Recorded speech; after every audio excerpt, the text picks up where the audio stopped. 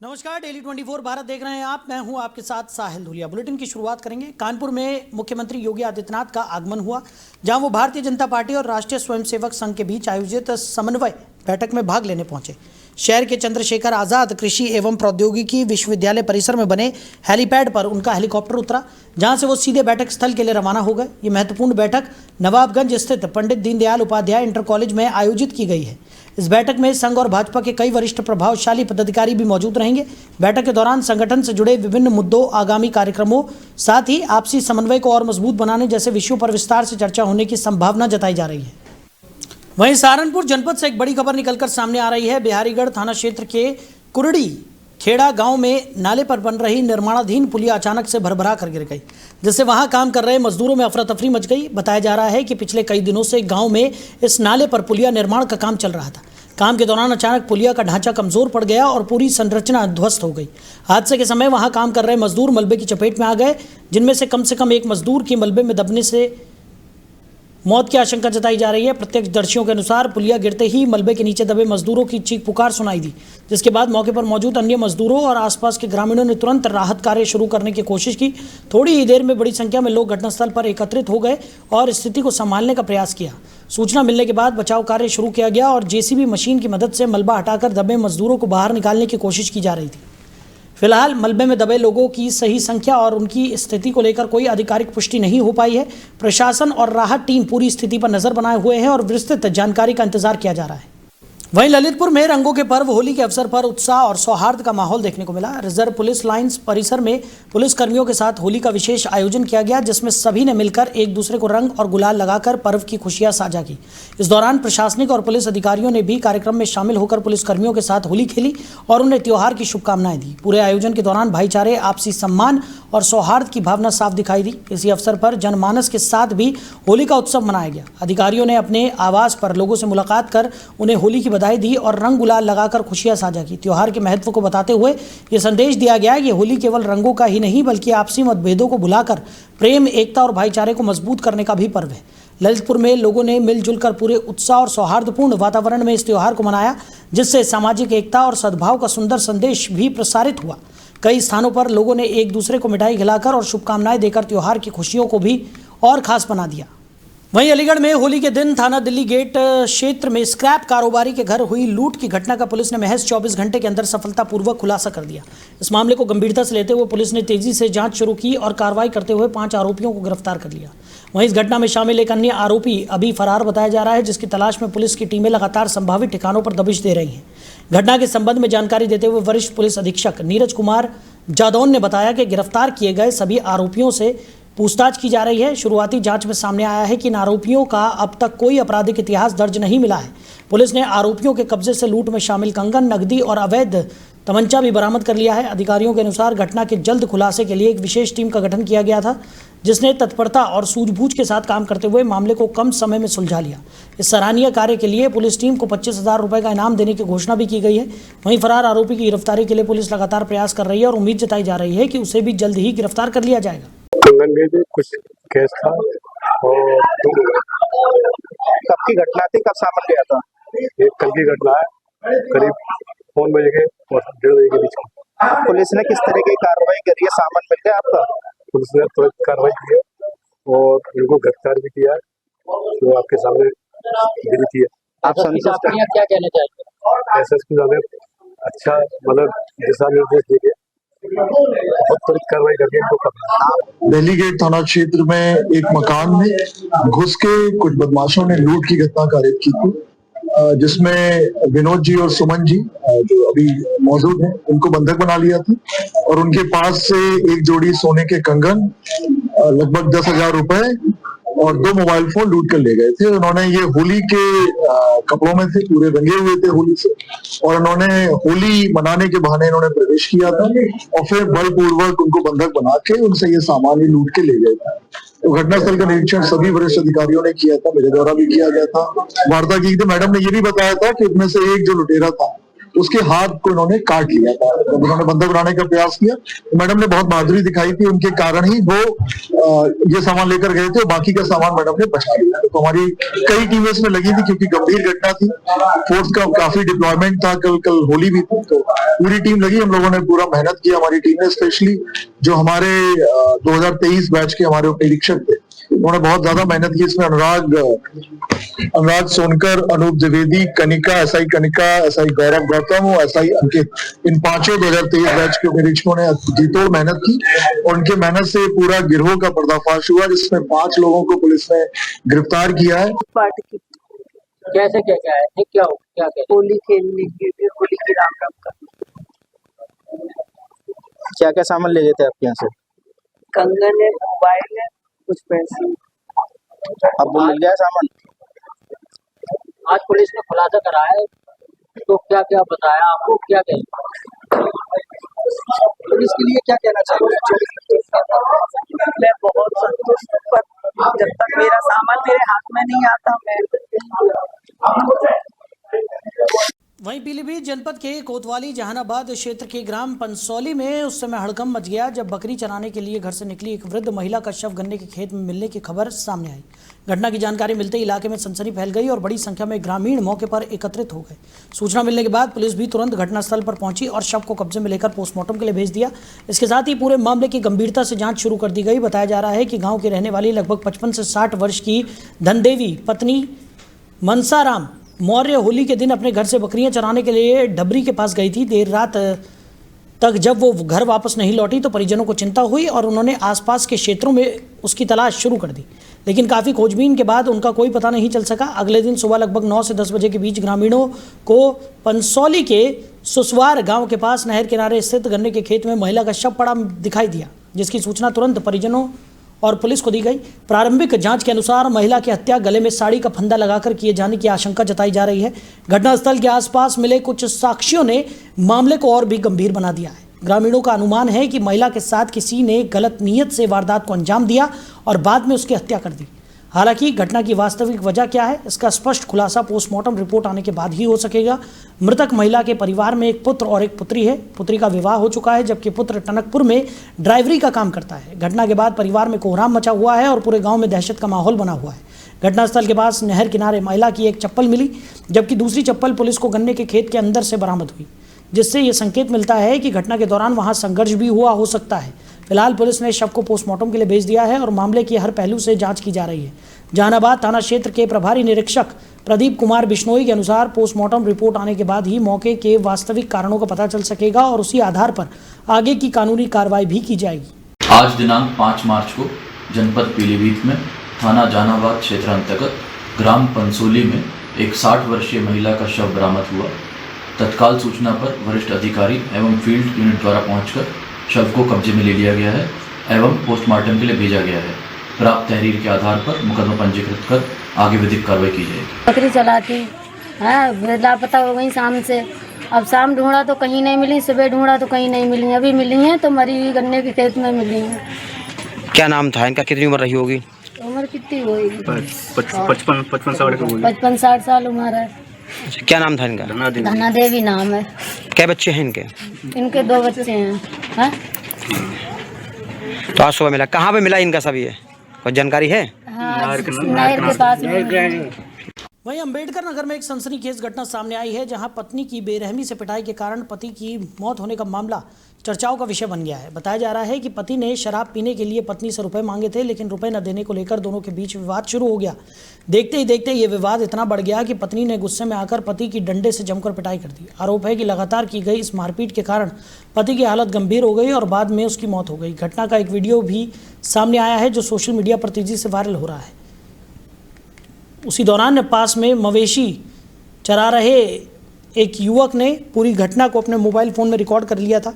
Video सामने आने के बाद इलाके में हड़कंप मच गया और लोगों के बीच इस घटना को लेकर तरह तरह की चर्चाएं शुरू हो गई है। ये घटना अकबरपुर जिला मुख्यालय के घाट के पास की बताई जा रही है। वीडियो वायरल होने के बाद पुलिस ने मामले को गंभीरता से लेते हुए जांच शुरू कर दी है। पूरे घटनाक्रम की सच्चाई जानने के लिए पुलिस आसपास के लोगों से पूछताछ कर रही है और वीडियो की भी जांच की जा रही है। अधिकारियों का कहना है कि सभी पहलुओं को ध्यान में रखते हुए मामले की गहराई से जांच की जा रही है और जांच के आधार पर आगे की कानूनी कार्रवाई की जाएगी। फिलहाल इस घटना ने पूरे क्षेत्र में सनसनी फैला दी है और लोग इस घटना को लेकर काफी स्तब्ध नजर आ रहे हैं। उधर कानपुर में दिन दहाड़े चोरी की एक बड़ी वारदात सामने आने से इलाके में हड़कंप मच गया। बताया जा रहा है कि चोरों ने बेखौफ होकर एक दुकान को निशाना बनाया और वहां से मूर्तियां और नकदी चोरी कर फरार हो गए। घटना की सबसे हैरान करने वाली बात यह रही कि जिस दुकान में चोरी हुई वो थाना परिसर के बिल्कुल नज़दीक स्थित है। इसके बावजूद चोरों ने बिना किसी डर के वारदात को अंजाम दे दिया। दोपहर के समय हुई इस घटना से आसपास के दुकानदारों और स्थानीय लोगों में दहशत का माहौल बन गया है। जानकारी के अनुसार चोर मौके का फायदा उठाकर दुकान में घुसे और वहां रखी कीमती मूर्तियों के साथ नकदी भी समेट कर फरार हो गए। पूरी घटना दुकान में लगे सीसीटीवी कैमरे में कैद हो गई है, जिसके आधार पर पुलिस अब आरोपियों की पहचान करने की कोशिश कर रही है। जैसे ही चोरी की जानकारी मिली, आसपास के लोगों की भीड़ मौके पर जमा हो गई और घटना को लेकर लोगों में नाराजगी भी देखने को मिली। ये पूरी घटना थाना नौबस्ता क्षेत्र की यशोदा नगर चौकी के अंतर्गत बताई जा रही है। फिलहाल पुलिस ने सीसीटीवी फुटेज को अपने कब्जे में लेकर जांच शुरू कर दी है और आसपास के क्षेत्रों में पूछताछ भी की जा रही है। अधिकारियों का कहना है कि फुटेज के आधार पर जल्द ही आरोपियों की पहचान कर उन्हें गिरफ्तार करने का प्रयास किया जा रहा है। इस घटना के बाद स्थानीय लोगों ने इलाके में सुरक्षा व्यवस्था को लेकर चिंता भी जता दी है। वहीं लखनऊ में किसान पथ के बुद्धूखेड़ा क्षेत्र के पास एक भीषण सड़क हादसा सामने आया है, जिसने पूरे इलाके को दहला कर रख दिया। बताया जा रहा है कि किसान पथ हाईवे पर तेज रफ्तार से आ रही कार ने सामने से जा रही बाइक को जोरदार टक्कर मार दी। टक्कर इतनी जबरदस्त थी कि बाइक सवार तीनों लोग गंभीर रूप से घायल होकर मौके पर ही दम तोड़ बैठे। हादसे के बाद घटनास्थल पर अफरा तफरी मच गई और आसपास मौजूद लोगों ने तुरंत मौके पर पहुंचकर इस दर्दनाक घटना की खबर पुलिस को दी। और आपको बता दें कि इस दर्दनाक घटना की खबर मिलते ही इलाके में शोक और आक्रोश का माहौल बन गया। हादसे की सूचना मिलते ही बड़ी संख्या में ग्रामीण घटनास्थल पर एकत्रित हो गए और आक्रोशित होकर किसान पथ हाईवे पर जाम लगा दिया। लोगों का कहना था कि क्षेत्र में तेज रफ्तार वाहनों के कारण आए दिन दुर्घटनाएं हो रही हैं, जिससे स्थानीय लोग लगातार खतरे में रहते हैं। ग्रामीणों ने प्रशासन से सड़क सुरक्षा के कड़े इंतजाम करने और दुर्घटनाओं पर रोक लगाने की मांग भी की। घटना की जानकारी मिलते ही पुलिस मौके पर पहुंच गई और हालातों को नियंत्रित करने का प्रयास किया। मौके पर एसीपी ऋषभ यादव भी पहुंचे और पुलिस बल के साथ स्थिति को संभाला। पुलिस ने लोगों को समझाकर जाम खुलवाने का प्रयास किया और पूरे मामले की जांच शुरू कर दी। साथ ही हादसे में शामिल वाहन और उससे जुड़ी परिस्थितियों की जानकारी जुटाई जा रही है ताकि आगे की आवश्यक कार्रवाई की जा सके। वहीं लखनऊ में चाइनीज मांझे का खतरा लगातार बढ़ता जा रहा है और उसके कारण आए दिन हादसे सामने आ रहे हैं। ताज़ा मामला हुसैनगंज थाना क्षेत्र से सामने आया, जहां चाइनीज मांझे की चपेट में आने से 2 लोग गंभीर रूप से घायल हो गए। बताया जा रहा है कि राम खेलावन और प्रणव यादव नाम के 2 व्यक्ति सड़क से गुजर रहे थे, तभी अचानक हवा में लटका चाइनीज मांझा उनके गले और नाक से टकरा गया। मांझा बेहद धारदार होने के कारण दोनों के गले और नाक पर गहरे घाव हो गए, जिससे मौके पर अफरा तफरी मच गई। घटना के बाद आसपास मौजूद लोगों ने तुरंत मदद करते हुए दोनों घायलों को इलाज के लिए सिविल अस्पताल पहुंचाया, जहां डॉक्टरों की निगरानी में उनका इलाज किया जा रहा है। गनीमत ये रही कि समय रहते उन्हें अस्पताल पहुंचा दिया गया, जिससे उनकी जान बच गई। इस घटना ने एक बार फिर शहर में चाइनीज मांझे के खतरनाक इस्तेमाल को लेकर चिंताएं बढ़ा दी है। पुलिस इस मामले की जानकारी जुटाने में लगी हुई है और ये पता लगाने का प्रयास किया जा रहा है कि ये चाइनीज मांझा कहां से आया और किसके द्वारा इसका उपयोग किया जा रहा था। गौरतलब है कि प्रदेश सरकार ने चाइनीज मांझे के इस्तेमाल और बिक्री पर सख्त प्रतिबंध लगाया हुआ है। इसके बावजूद राजधानी में समय समय पर इसके कारण हादसे सामने आते रहते हैं।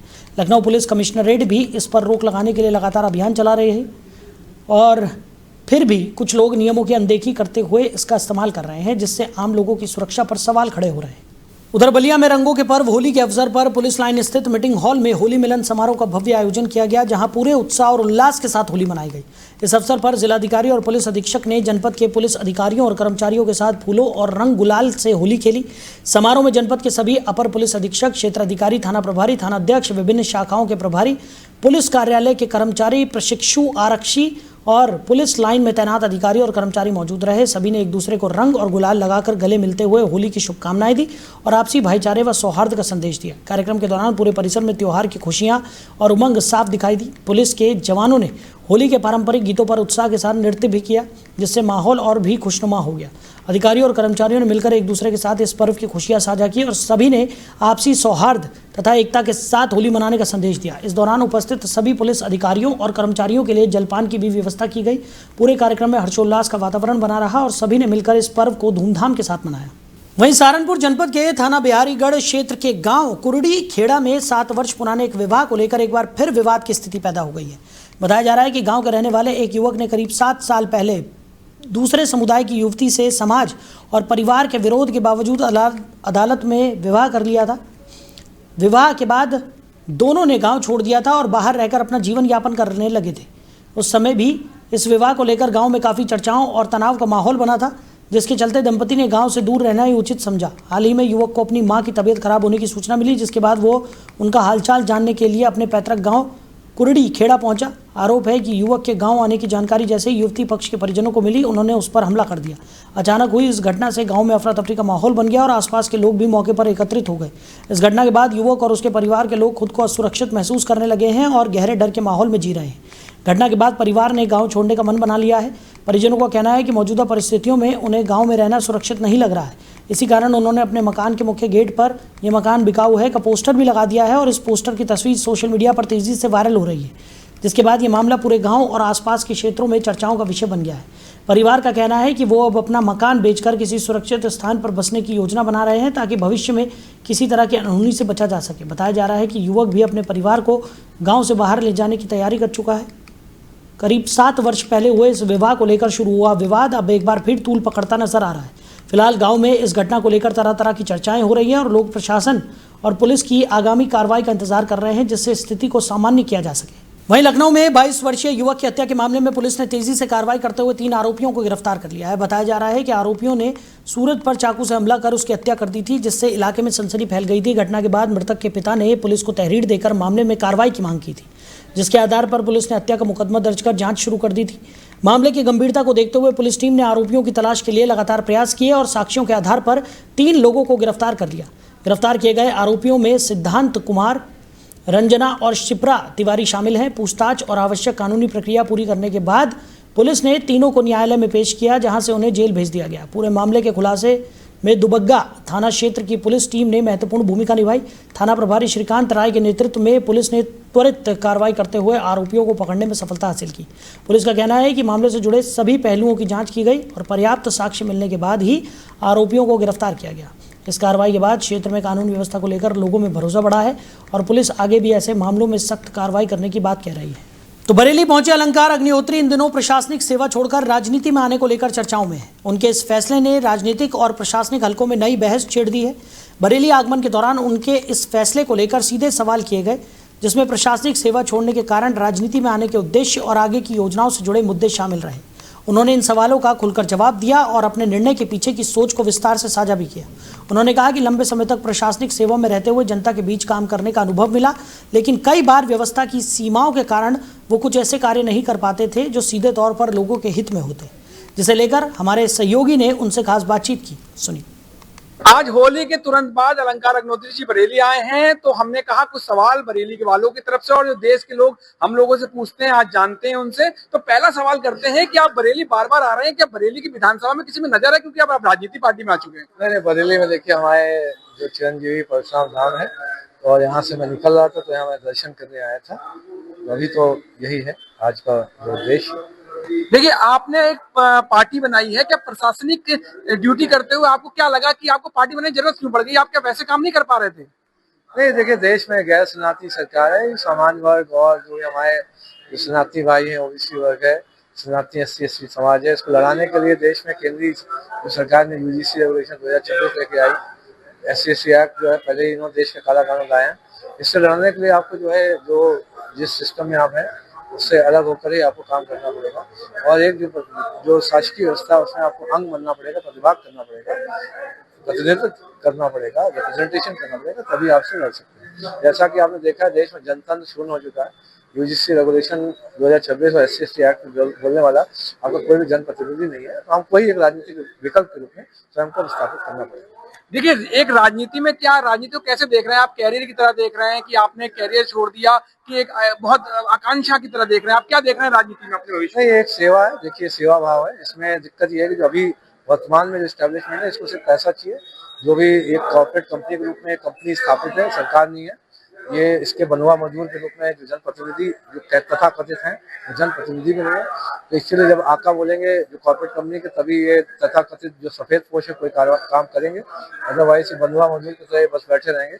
अब जनतंत्र नहीं है, सिर्फ भ्रम तंत्र है। आपको ऐसा लग रहा है कि आपका आदमी वहाँ बैठा हुआ है काम करने के लिए, लेकिन ऐसा नहीं है। राजनीतिक के रूप में हम लोग स्थापित हो रहे हैं।